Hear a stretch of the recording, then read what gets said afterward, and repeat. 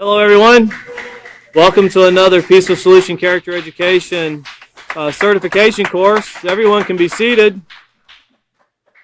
Of course, you'll be turning over into your student or your teacher's handbooks. To page LP7C, and we're in the acceptance unit once again. That's the second unit of the 5 for the junior high series, and we're continuing on in this. So we're drawing close to an end here. But there's a lot left to put together before we get into the next unit. And this really brings this unit together of the things we've covered thus far. And we'll rehearse a little bit more tonight, going back in and looking with how what we've covered thus far connects to where what we've covered and what we're covering now. Because that's important in building up and where we're going. And if you can imagine the Peaceful Solution as a journey, and imagine like you're going down the interstate. And there's signs, and there's bypasses, and there's detours, and there's things that you have to go through to get to where you want to be, and the end result being positive character. Well, that's a lot like what the Peaceful Solution is alike. For the fact that if you don't adhere and stick to the moral principles that's brought out, you might get to where you're going, but you might have to take a lot of detours to get there, and sometimes you end up in a dead end. So be mindful of what we're going through, and always take everything very important in connecting these things together. And of course, we're going to get into the introduction tonight of the lesson plan. It's chapter 7 with my choice and my future. And remember, that's building off of chapter 6 of reach for your goals, and chapter 5, there's a purpose to it all. And don't forget chapter 4, where we talked about how to make friends and, of course, listening and all of those other things that we covered, how that's a choice, because that'll be an important part in what we're going into tonight. So if you'll look over here to the second procedure, of course, we reviewed the previous lesson in the last class of reaching for your goals, and we tied some things together with there's a purpose to it all, and then, of course, the goals themselves. And we'll go back into those again tonight as we move forward here. But we want to make sure we get through to a certain point. That way we don't leave anything undone, because we're going to get into those influences once again. And we're going to talk a little bit more about them and how influences are so powerful. And we'll give some examples of what we do in schools, or have done in schools, to where it's mind-blowing that we were shocked, and we'll see what you think when we get to that point tonight. But here in LP, Procedure 2, and of course this is where we left off last class, and it says, inform students that in this lesson they will learn that the choices they make today can have a profound impact on their lives. Now have students turn to page 131 in their handbooks and read the introduction. Emphasize that a choice made today can have either a positive or negative effect on their future. And it's really important to stress to them it's going to be one or the other. It has to be positive or negative. It's really hard to make choices in life and it always be neutral. It doesn't work that way. For every action, there's a reaction. And it's very important what we pay attention to and what we listen to and what we adhere to. There's many sayings in the society today that tend to stick in the minds of people, and I hear them a lot when we go into schools. And one of the most popular ones I think I heard was one of Mark Twain, where he said it's easier to fool somebody than to convince somebody they've been fooled. And that's proven to be pretty true, but it doesn't educate me very much. It just tells me that it's hard to convince someone that's been fooled. Well, the goal of the Peaceful Solution is to leave you with sayings that really stick in your mind to where you can actually make decisions. They can be decisive. They can be building. And if you look here to the very top of page 131, it says, everyone makes choices every day. Make sure you can live with your choice for the rest of your life. And that's something, if we could get that into our minds every day, that the people we encounter make choices, we make choices, and when we interact with people, we actually make a choice on how we're going to react to the person that is conducting themselves in one way or another with us, whether it's positive or negative. We're going to have to react. And even if that means just walking away from a situation that's becoming very intense, you still had to do something. So keep that in mind. If we could get that into our minds that everyone makes choices every day, and make sure you can live with the choice, with your choices for the rest of your life, because that's pretty much what we're stuck with. There's no, as in these video games, there's no restart. There's no, start over. It didn't work out. We'll try it again. No, we get life. We get one life, and we got to make choices, and we got to make the best of it. And we want to make sure that every day we contribute to the benefit of someone else. And if we can get to the end of every day and know that we've lessened bringing down people, and we've increased helping people, and every day we work towards that goal, then we can become a better society just by these very simplistic sayings at the Peaceful Solution. These thought clouds are there. They're important because these thoughts lead to our feelings, which govern our actions. And it's important that we process them that way. But chapter 7, once again, my choices and my future. Here in the introduction, it says, every day you, or you can put we, every day we make choices. These choices can come in many forms. Some choices are simple. For instance, deciding what t-shirt to wear to school. And you think about these choices we make, and what choice might be simple for one can prove to be very difficult for another. And I can give you an example. I had a friend who passed away about a year ago who was a diabetic. And he loved sugar. He really loved sugar. And he knew that he should not eat a lot of sugar. For me, not being a diabetic, I kind of just readily eat. I don't think about what I'm eating. For him, it wasn't that way. For him, he had to consider everything that he ate, and he had to know that the food that he loved the most, cookies, ice cream, and things like that, wasn't as beneficial to him as they could have been because his body couldn't process all of it. And when you think about how some choices are just really simple for some, like, what am I going to eat today? Well, you can take that example of how you can have some people that might have health issues, phones that go off in the middle of class. Must be calling to see what we're talking about. But, these things where some have to really consider what they eat, and then you think about some people who have nothing to eat at all. So the choice is not very simple because there's really nothing there. And then some people, they have very little, so they eat what they have. But think about when you consider how some choices are simple, think about it on a global scale. Think about it, at least on a community level. Because when you're sitting in a classroom, you don't know who has food at home and who does and who don't.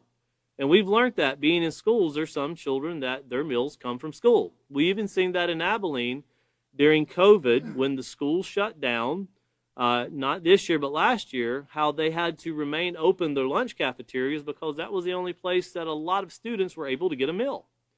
And you don't really think about that until you hear something and you think, wow, what seems so simple for some, just not so simple for others.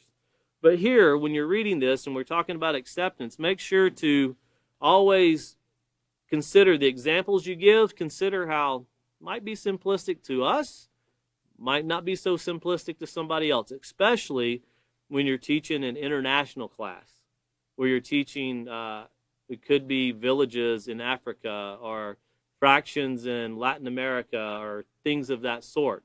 Once again, what's so common, like electricity and running water, not so common in other places. So always remember that and try to gear your examples towards the class you're teaching. And let them know, because you can really demoralize someone by making it seem like, oh, you should have this. You should have running water. That's something everybody has.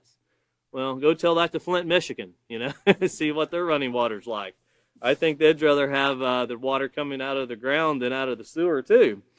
But not so simple. But moving forward here, it says some choices are more important.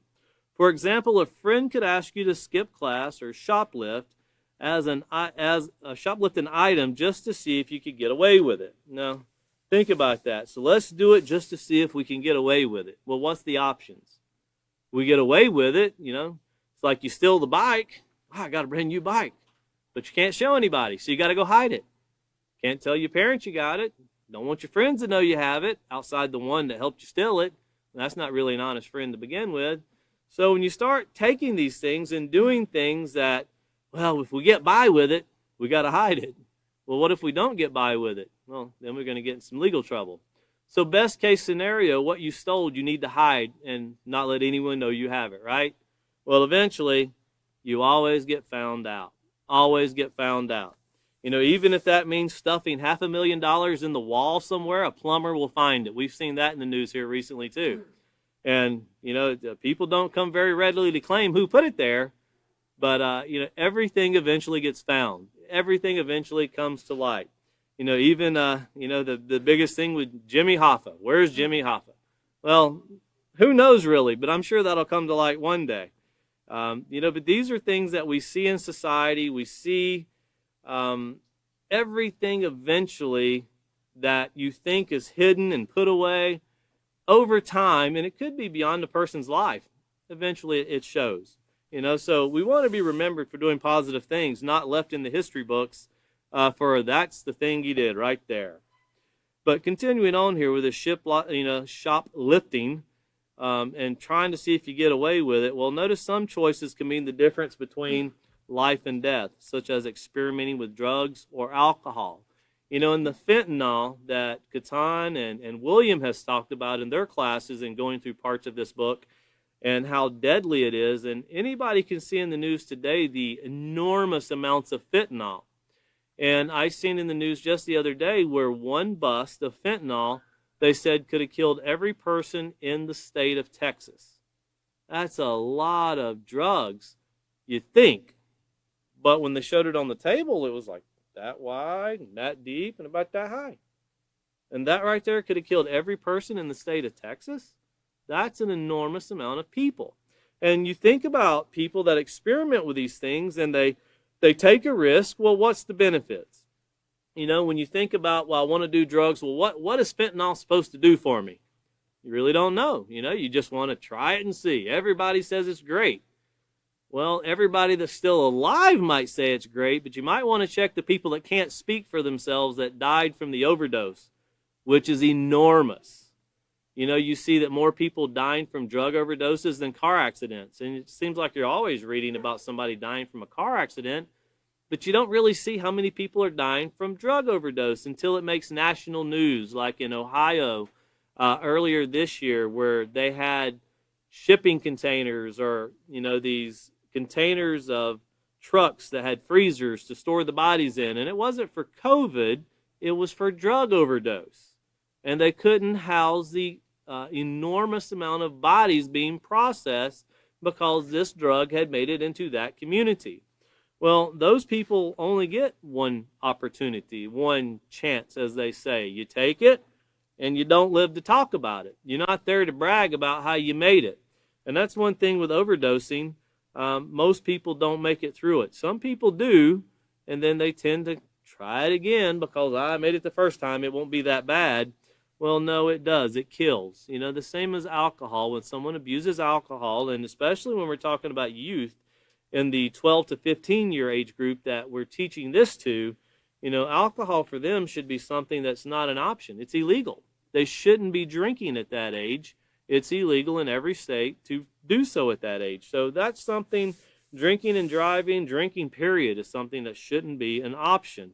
So when you start putting these things before them, realize that you're not there to condemn drinking, but as far as them drinking, it's not an option. Because you'll get some people, well, my parents drink. Well, that's your parents' choice. But for you, you're not old enough, so it's illegal. And just remember to keep it to that point. Otherwise, you can catch yourself in arguments all day long with some of your students. But here in the second paragraph, notice it says, accepting that your life has meaning and worth and that you're a unique individual can help you weigh the consequences of the choices you make. And remember, we went over that about having a purpose. And where there's purpose, there's value. That was in chapter 5. And how you can contribute to your community, you can contribute to society, to your schools. And remember, it also told us that we need to find out where we fit in. Let me give you that page number real quick so you'll have it instead of just telling you. Helping others, value and worth on page 88. So that's for your notes. And it says there's countless ways you can assist others in your community. However, it's up to you to educate yourself about the relevant issues in your area. And that's where we're talking about having having this purpose and these choices that we make, we can contribute, we can help, but we need to know where to fit in, what to do, and what benefits the community. Just doing something doesn't really mean there's a purpose to it. You know, if somebody mows the yard and you decide the next day to go mow the same yard, that doesn't really serve much of a purpose. It might have been your goal to mow the yard, but if you mow the very same yard after it was just done, that doesn't benefit very many people. In fact, it becomes wasteful. So, you know, we want these realistic goals, as we talked about also. But notice here, continuing on, it says, having a purpose and realistic goals will enable you to withstand many negative influences. And, of course, having a purpose, look back over to page 87. Page 87. And always remind your students, you know, you can ask them, but remind them, what exactly is purpose? What does the Peaceful Solution define as you having a purpose in your life? And then reread it to them again and go over it continually. This, value, imitate, practice, this repetition is what gets it in the minds of our students. That's how people learn to do things, is through practice. And on page 87, notice once again it says to have purpose in life means to have a positive direction in which to grow and mature. Knowing your purpose helps you to know what you want to do with your life. But we're talking about from a positive, aspect here. And notice the second paragraph, it says, unless you understand that your life has purpose, you can easily dismiss the effect you can have on the lives of others. And that's one thing that we can never do as teachers, is dismiss the effect that we can have on the lives of our students. We can do that in a very positive way. We can do that in a very negative way.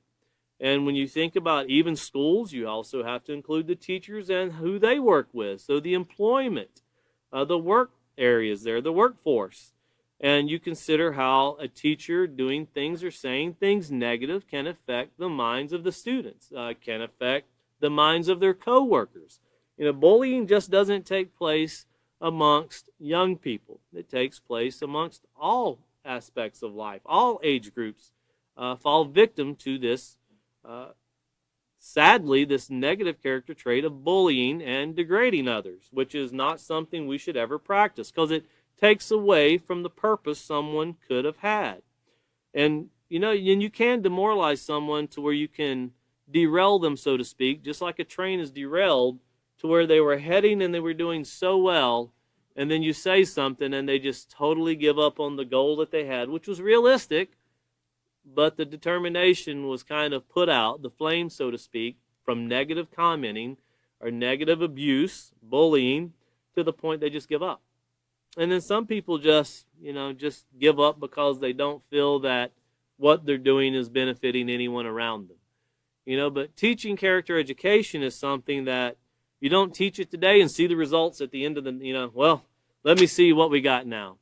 You don't get that overnight. You get it over a period of time. And that's why, remember, when we started with the purpose in the very beginning of the book and our purpose and objective, we determined how well this is affecting our class by the change of behavior, the behavioral changes that take place in the students or in society.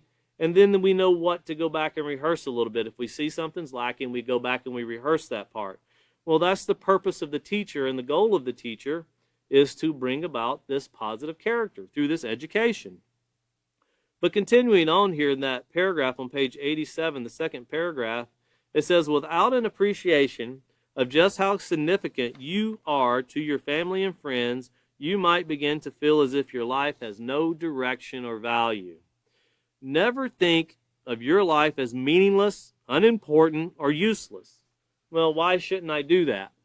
Well, think of the things that a person can accomplish. And there's a lot of things where you can find, you don't really have to go on the internet. The Peaceful Solution has a very wide spectrum of teachers that have went through many things in their lives.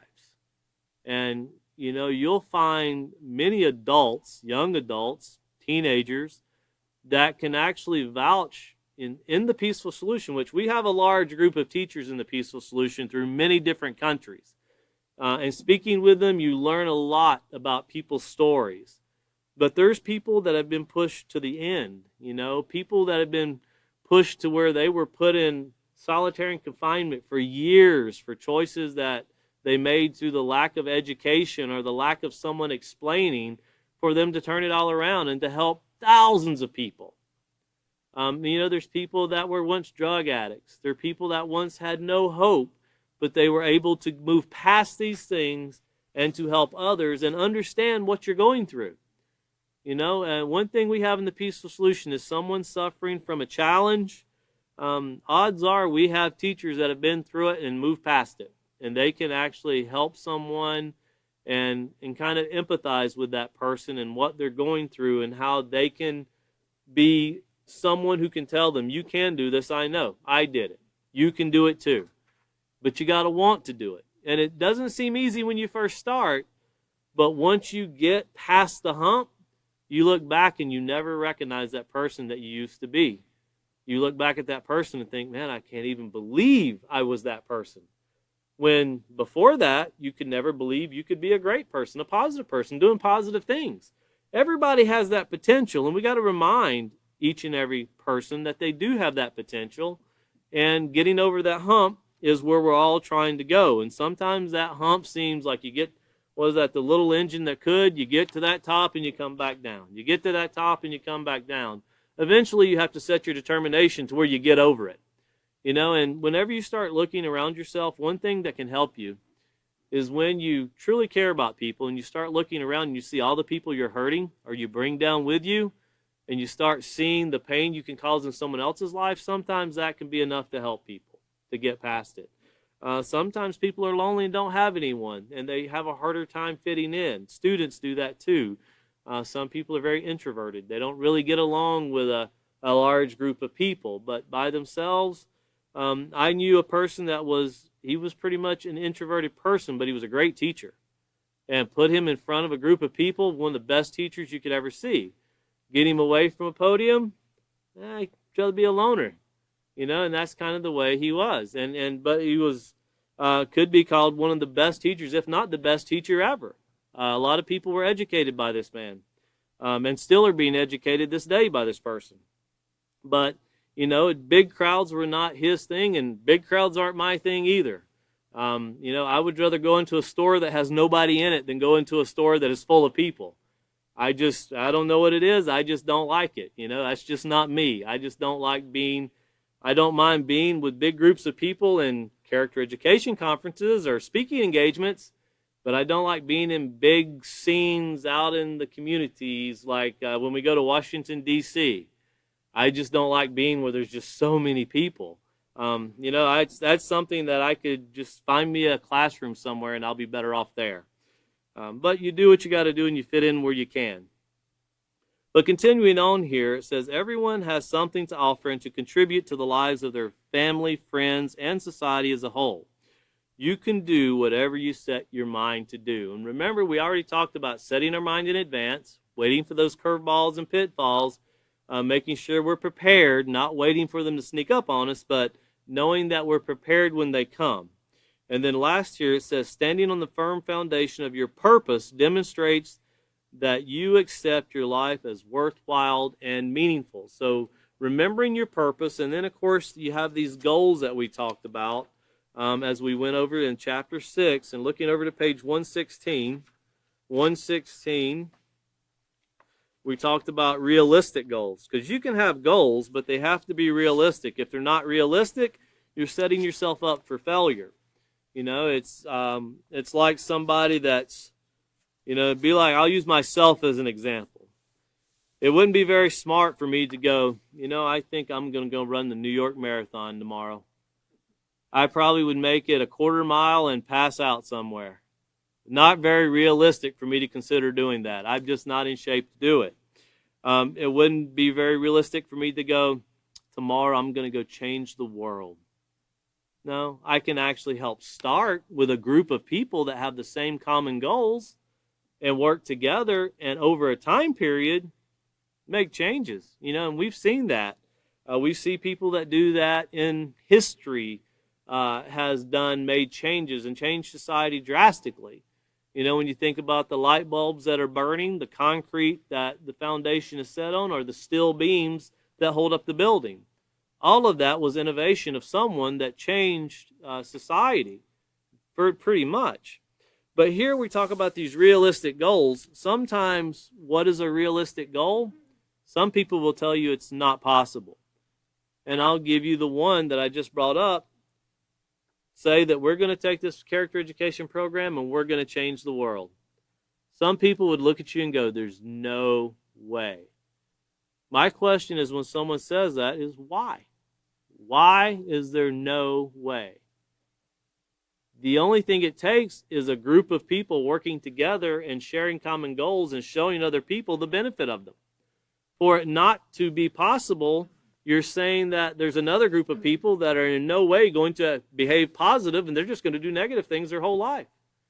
Well, the peaceful solution says people do those things because they're not educated to make better choices. And then you'll have people go, people know better than that. Really? People fill their taxes out every year. Ask them what the tax code is. I dare to say you won't find one person that knows it, including accountants. People have driver's license. Ask them what the continual code of driving down the road is. Ask them what the rules and regulations are to 4 cars that come to in an intersection at one time. Who goes first? There's a law that actually says who gets to go first. Ask people who know it. You'll probably find most people don't have a clue. Well, just because that people are doing things doesn't mean they adhere to the rules, but it doesn't mean we can't do it and learn as we go. Character education is something that society is not totally negative, but the negative in society is causing a lot of harm and a lot of damage. So it's realistic to say that through education, we can make a huge difference in society. It's also realistic to say if we do nothing, it's going to get much worse. That's very realistic. And to say that we're not going to do anything is to accept the fact that we're going to let it be much worse for our children, or for the generations to come. Kind of like the debt ceiling. We'll pay it off someday. Not us, but 3 generations down the road. Realistically, you have to deal with things. Realistically, character education is something that can be done. It's a proven fact it can be done. We have many people who can testify to that fact. But here on page 116, it says, be realistic. Now that you know the importance of setting goals that are positive, the next step is to be realistic about the goals you set. Now, realistic means to be sensible and practical. Goals that are realistic are well planned. Goals that are unrealistic or poorly planned or not planned at all.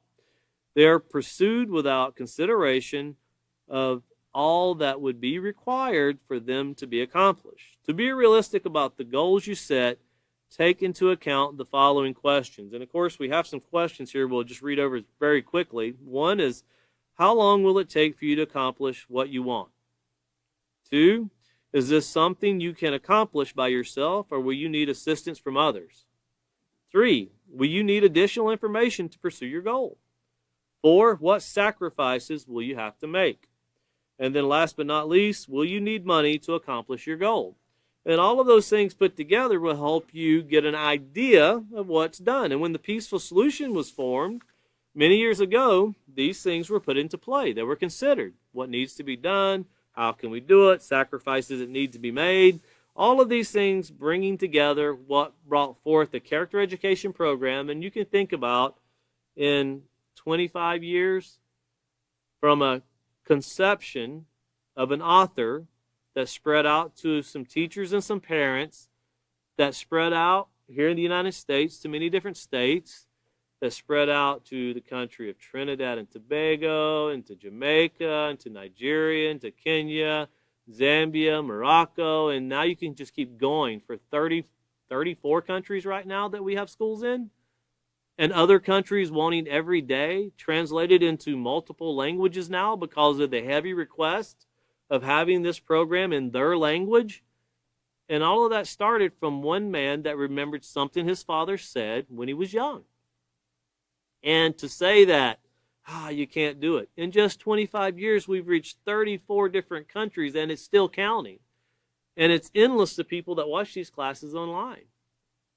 And you know that there's people watching because we talk to people every day that watch these classes. They send us pictures of the groups watching these classes, and how they're going over them. And they give us testimonials about the benefit that not only it did in their life, but how it's helping keep their families together. It's helping them to rebuild their lives.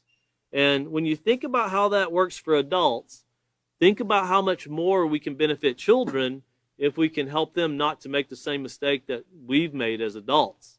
You know, if they can go through life with less mistakes, then we've already got ahead of it. We're doing better just by implementing that part of it alone. But back here to page 131, the very bottom, or the second to last paragraph here, it says, in this final chapter of the acceptance unit, you will learn that you have the power to control the choices you make. Now, once again, how do you have the power? Ask your students, where did you learn that? You know, have them find it in the book for you. You know, because you're going to find that we use that twice in the peaceful solution. We do it in the responsibility unit, which we'll get to, and use it in the acceptance unit, and they're both on the same page. You know, and it's page 11. Knowledge is power. And go back and rehearse that with them. By telling them they have the power, they now have the knowledge to make better choices. They now have the knowledge to avoid the curveballs and the pitfalls. They have the knowledge to set their minds in advance and to realize that influences can be very powerful. And influences come in many different forms, as we'll cover some more tonight. But remember to read to them, you know, go over it with them. You know, page 11, I'll read to you at the very bottom. It says, your mind is precious, don't waste it. You know, and drugs, you can waste it on drugs. You can destroy it. You can hinder yourself. Other activities that William covered in pretty much detail, where you can contract diseases that not only affect the heart, but also affect the mind. And as you age, they tend to destroy and tear down the body even more. And you see the results as you become 30, 40, and 50. But it started at 14, 15, 16. And it grows just like a tree. And by the time you catch it, it's already caused you heart disease. You already have other parts. You have cancer and other certain instances to where just consider if you could have just made a better choice. You know, and I always remember back having a conversation with a man that was dying from cancer and asking him, you know, what would you, if you could do anything right now? Because he was pretty much dying. He was on his deathbed. So if you could do anything, what would you do? And he said, I'd like to go back and know what I did that started this. And I thought, that would be amazing if we could take people back to the choices they made and show them this is where it started. You know, and then you think, is that possible? It is. When you can, science proves this, that choices people make lead to certain ailments and diseases in their life as they grow. This is not just a statement, it's a scientific fact that the author of The Peaceful Solution has spent endless years explaining and covering in detail and telling people these things that don't seem so important when you're young seem very important when you're older. And you can save people a lot of heartache and a lot of detriment just by helping them, giving them the knowledge. If you don't stick your finger under the saw and pull the saw blade down, you won't cut your finger off. But if you stick your finger under that saw blade and you pull the handle and pull the saw blade down, you're going to cut your finger off. That's the same way as making other choices that lead to teenage pregnancies, STDs, overdose, drunk driving accidents. It's the same concept. And people have to learn to take it that serious. But when you're young, you're never going to die. You're going to live forever. And then as you get older, you start realizing there's a lot of people I knew that died. That's if you made it through. You know, because there's a lot of people that I can think of that I went to school with that never made it to 20. They died fairly young, which is 20 is really young. You know, and that's a sad fact because you never know what they could have had the potential to do. But here on this page 11, Knowledge is Power, once again it says, take your education seriously. Is another way you can demonstrate that you are a unique individual with moral principle. Well, taking it serious, does that mean listen intently? Does that mean just taking lots of notes? No, well, it does mean listening intently. It does mean taking lots of notes, but it means implementing what you've learned. Knowledge is power, and when it's put into use, it's wisdom. Knowledge that's never put into use, well, if you know it's wrong and you do it anyway, you fill in the blank of what word you would use to describe yourself. I would think it's not a very positive word. It's not an adjective you would want connected to your name in a description because you knowingly did something that caused you harm. Well, back here on page 131, it says, what bearing will your choices have on your future? And have your students to think about that. We need to think about that. I don't care how old you are. If you plan to live another day, you still have a future. So ask your students this. Get their minds thinking. Just don't read over it and let it go. Get them thinking. Have them give you feedback. And notice it says you can determine the answer if you apply what you've learned in the Peaceful Solution Character Education Program. And life can drastically change in a matter of seconds. And things that are important change with age. Whenever you're in school, making the basketball team, making the football team, making the track team, being part of the group that does the math challenges, or you're in political science and you go to the debate team and things like that. That can all be pretty interesting when you're in school. But once you're out of high school, nobody remembers how many points you scored at the basketball game or the record you held at the football team. In fact, there's a running joke about the high school football guy that's 30 that won't get out of his high school days and still wears his leather jacket. He had more of a purpose than doing that, and you just need to live up to that purpose. And you think about, it's kind of a funny thing when they say that, he's still living his high school days, he hasn't got out of it yet. There's a lot of us that can still live in our high school days without a leather jacket. We're just not making better choices. We're still doing the same thing over and over and over again, and we're expecting a different result, but we're not getting it. Well, why? We haven't changed the way we're making decisions. We haven't applied the things we've learned to put an end to the negative things. With that in mind, turn back over to LP 7C. We're going to move on to the next procedure, which is procedure 3. And once again, take the time to go through that introduction with your students and engage them, talk to them. When they give you a definition, make sure what they're giving you goes back with what the book says, because it's important to build upon these specific meanings, these specific tasks. It's important as we move forward. You'll see how they all tie back in together. Not just in this book, but as we proceed through into the next book, which is self-control, and then respect, and then on to responsibility, it will all tie together. Here in procedure 3, though, it says, explain to students that everyone has the power to choose their actions. That's really important.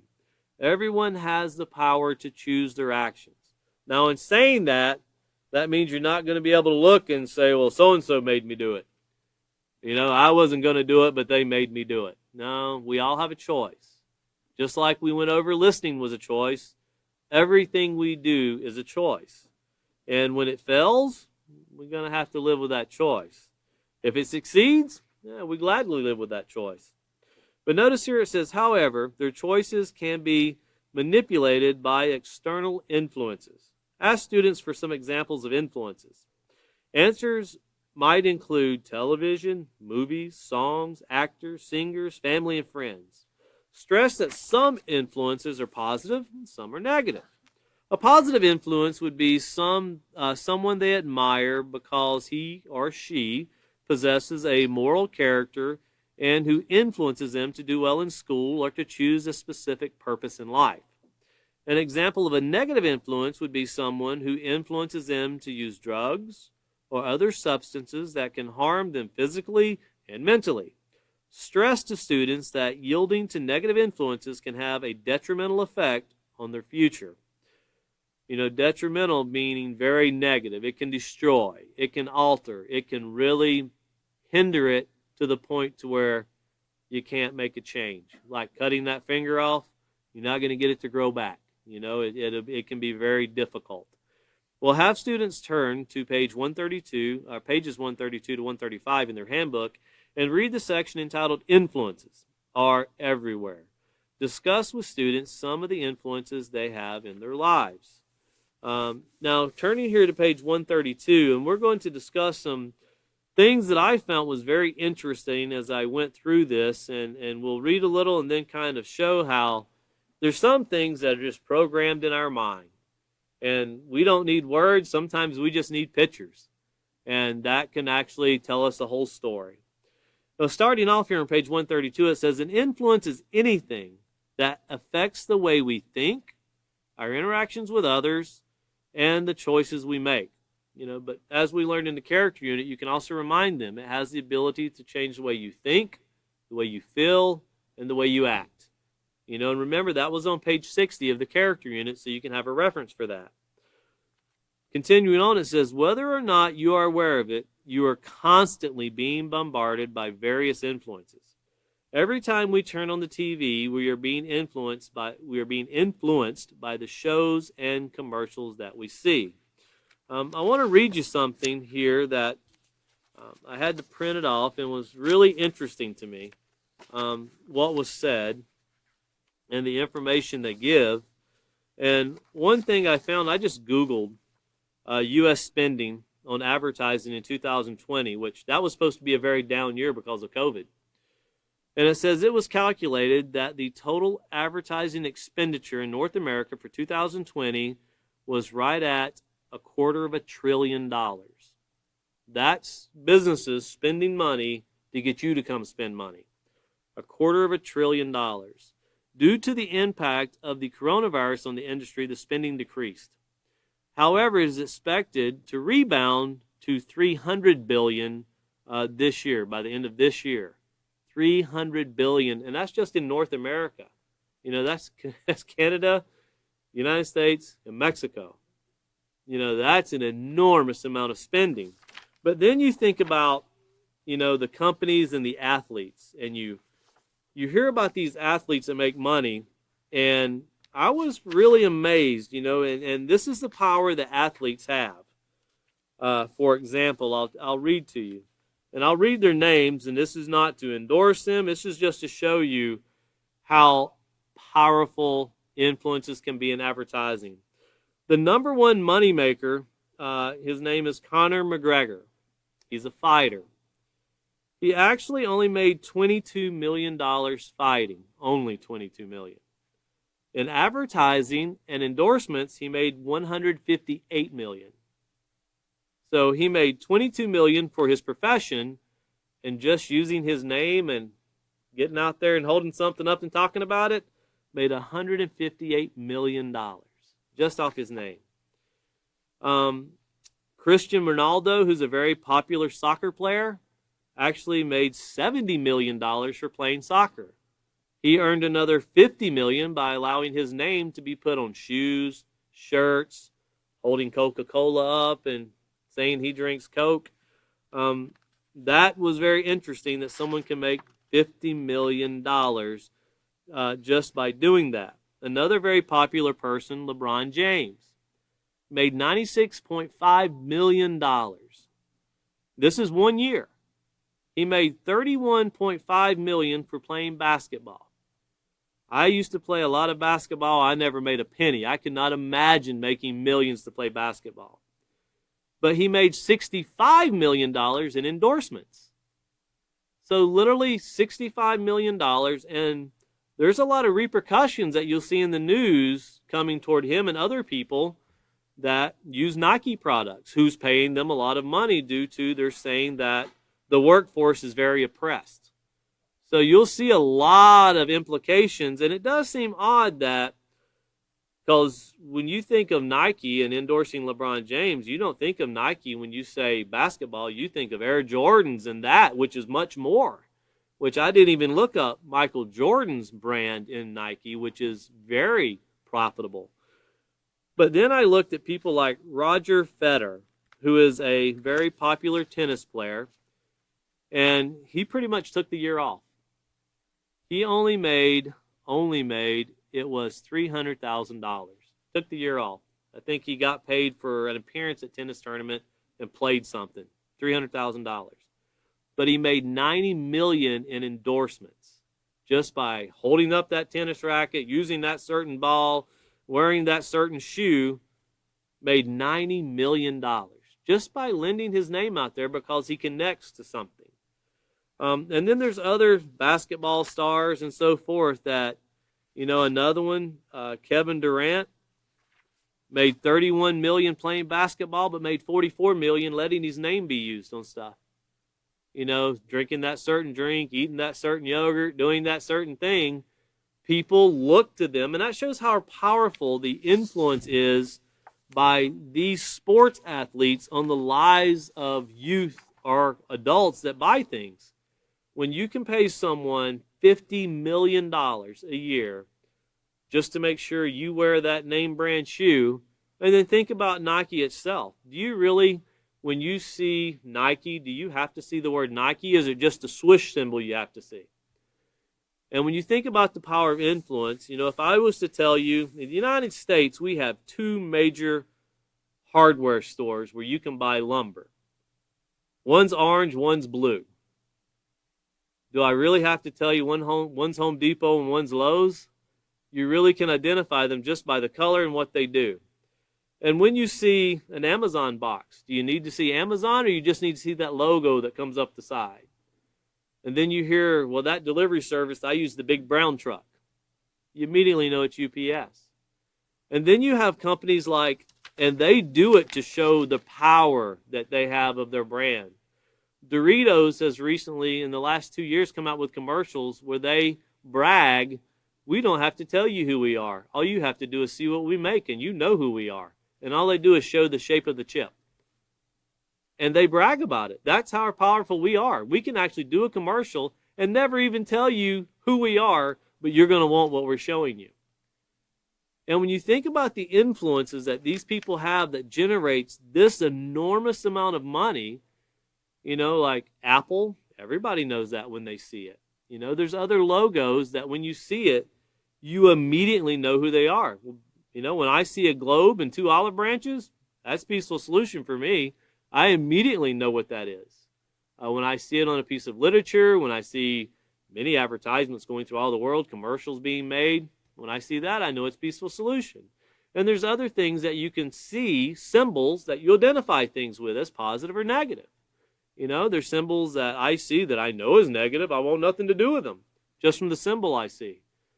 Sometimes you can drive by and see that symbol on a building, and nah, it's not for me. Or, hey, that would be interesting.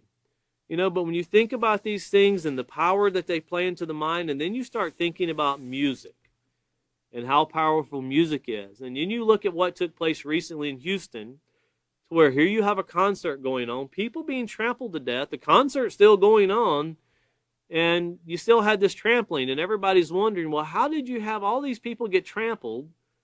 People died, but the concert never stopped. It just kept going. So what was the atmosphere like? Must have been totally chaotic to begin with.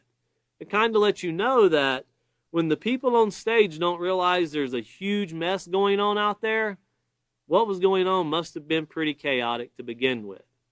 And you start thinking about how music makes you feel, and you can hear a song and it takes you back to a memory, especially once you get older and you hear a song you haven't heard in 30 years. The amazing thing is you can still remember every lyric of that song. And it's been 30 years since you heard it, or 20 years since you heard it, but it still sticks there. Well, that's a lot of influence that we don't realize how important and how easy it is for that to take place. But once again, an example we like to use, when you hear a song that you haven't heard for 30 years, 20 years, 10 years, but yet you can remember every lyric to that song. Well, how did you do it? Constantly playing it, singing along with it. Back when you used to get the cassette, you could open it up and read the lyrics. Now you go online and print the lyrics off, and you do it over and over and over. Well, that's how we get positive character too. But when you think about these symbols, we take symbols of social media when we go into schools, whether it be Twitter, Facebook, Snapchat, TikTok. Some of them I didn't even know, Instagram. And we would do them with junior high students. Man, they blow through them just like that to get them. Well, one time myself and William, we were in South Texas, and we had to teach think it was third graders, second graders, third graders, something like that. We threw it in there. They picked it up just as fast as the teenagers did. They could say them faster than you could ask them. And then we thought, well, how many of you guys actually have a cell phone? Out of like 60 students, all but 3 had cell phones. And this is like second or third grade. And the scary part was they had internet service on them. You know, and that's a lot of influence in the life of someone that's 7 or 8 years old. That can be a deadly weapon when it's left unguarded, because there's a whole world of negative waiting out there for a young child. And not to go into that now, but it's very easy to look up on the internet what occurs to young children who are not aware of the dangers of a cell phone. But continuing on here with the choices that we make and the choices that parents make that give them these things. It says, whether or not you're aware of it, once again, you are constantly being bombarded by various influences. Every time we turn on the TV, we are being influenced by the shows and the commercials that we see. Not just that, but also the athletes that playing the games, the movie stars, you just got to go have that, or the lady that's singing, the man that's singing, well, I got to go get what he's got.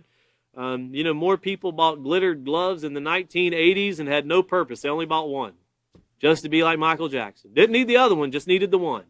And then what do you do with it? I don't know, but a lot of people wore them back then. I'm glad I was too young, I was spared that experiment that took place.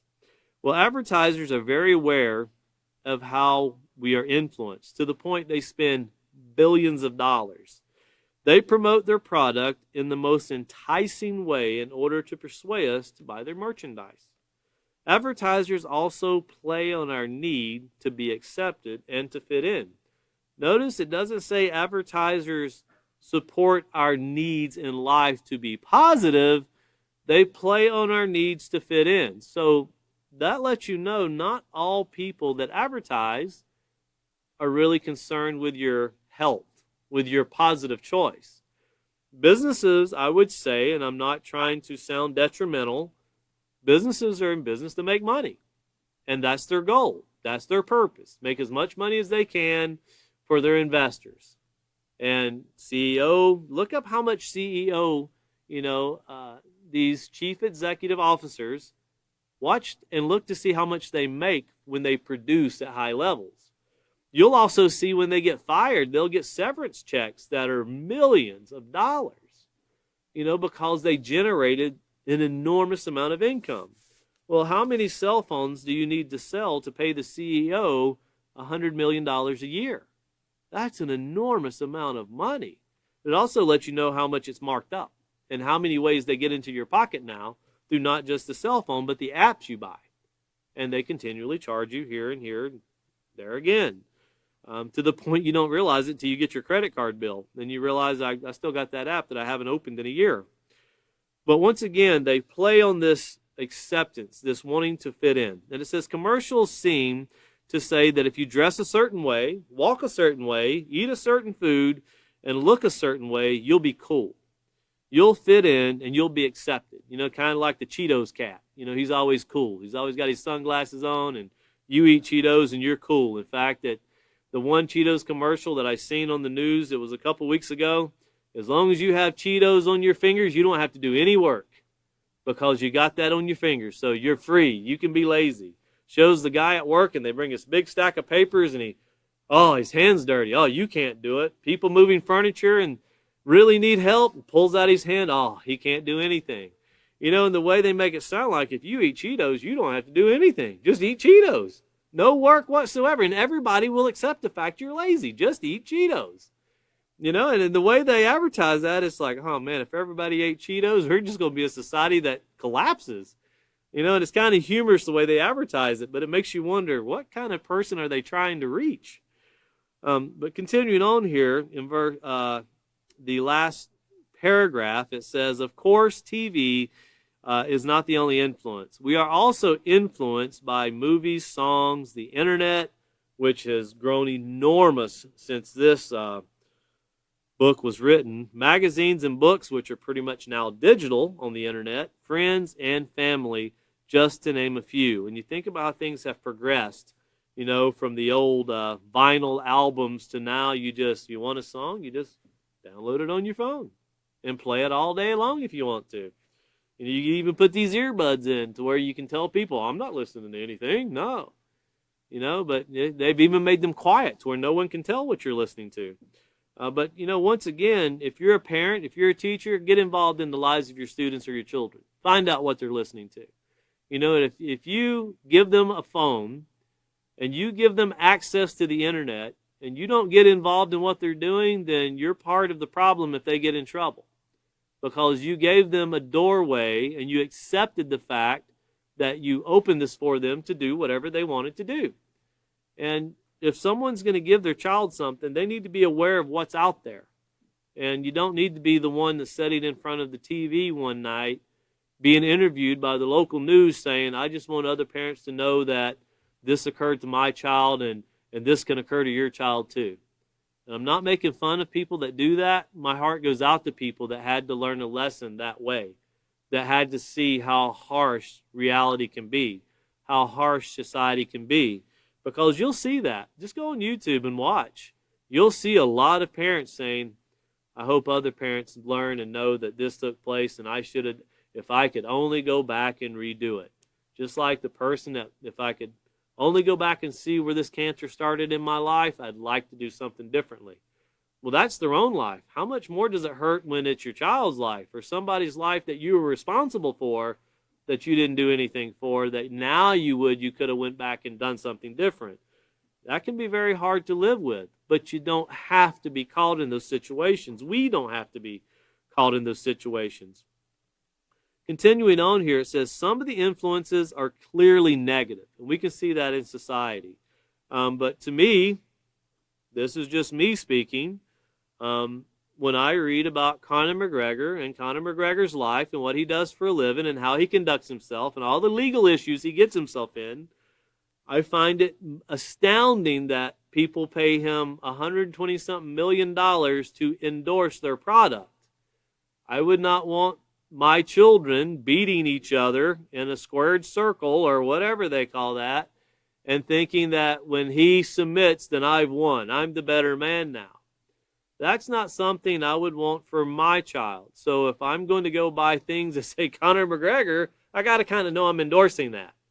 And I'm just speaking from my point of view and what I would want for my children or my students. I wouldn't allow that in my classroom for the fact I don't want to endorse someone beating somebody into submission. That's not positive character. That's what we see on a global scale when we have war. Nations beat each other into submission. It's done through force. And you never see anything come positive out of a war. If wars were won and brought peace, we should not be facing war. Turn on the TV and see how many times you see the term nuclear threat. In the last 3 weeks, just turn on the TV and watch. It seems to be worse now than ever before. And anybody can see that. Society should be asking themselves, why? Why do we accept the fact that we're willing to annihilate each other? Nobody wins in that. Well, it doesn't start with the nuclear bomb or the machine gun. It starts with saying, it's okay if my children beat the snot out of each other. That's okay. No, it's not really okay, because we covered in the character unit where children have suffered to the point of a child dying by re-imitating wrestling moves they've seen on TV. That's the reality. They think it's real, but they get up and walk away. No, it's not really real, and professional wrestlers really die when something doesn't go right. And they're supposed to be professional actors, but young people don't know that. And then, they get to the point where this is real, that's what I want to be. Why? Ask them why. What's the purpose? What's the goal? How does that benefit society? Well, notice here it says, regardless of what form they come in, these influences, it's up to you. That's very important. Underline that and stress that to your students. It's up to you to determine how these influences affect you. If you're a teacher or you're a parent, it's up to you to control the environment. When I say control, I don't mean, through some kind of anger, but control through what you allow. And think about it this way. If you're going to allow your child to view something on TV or to listen to something that would be detrimental to their character, what's the difference between doing that and letting them do fentanyl right in front of you, or letting them drink something that's full of poison? What's the difference if you're allowing them to watch or do something that could actually cause them harm? There's really no difference. We can justify it by saying, well, nobody really got hurt today. But what occurs when you buy your son a 9mm and he goes into school and he shoots it up? Well, we find out now that the parents get arrested too. It's not a very pleasant thing. Well, notice once again, regardless of what form they come in, it's up to you to determine how these influences affect you. Your ability to make positive choices and the bearing they have and the bearing they will have on your future. Once again, regardless of what form they come in, it's up to you to determine how these influences affect you, your ability to make positive choices, and the bearing they will have on your future. We have no one else to blame but ourselves when these things go awry, so to speak, when they don't work out, when they end up in a very negative way. You know, you can't go around blaming these sports stars, athletes, other people when something goes wrong and we allow it. If we allow it, we're part of it, you know, and I'm not saying go on a anti-Conor McGregor, LeBron James, Kevin Durant, whatever campaign. What I'm saying is teach your students, we should teach our society the positive and negative parts of it and let people make choices, but literally show this is the positive, this is the negative, this is what's taking place in life today, and this is the outcome of it. So we're going to stop at that point here on page 132, and we're in the middle of procedure 3. So the next teacher will start on page 133 with Know the Difference, and that will be in the middle of procedure 3. So our next class is going to be 12:15, I think. Yeah, 12:15, and it'll be at 5:30 p.m., and our next teacher will be William. So tune in and enjoy the things that are coming, and remember what we covered thus far, and we'll keep moving forward to where we'll make society a better place together, all of us working together. Once again, thank you for joining us.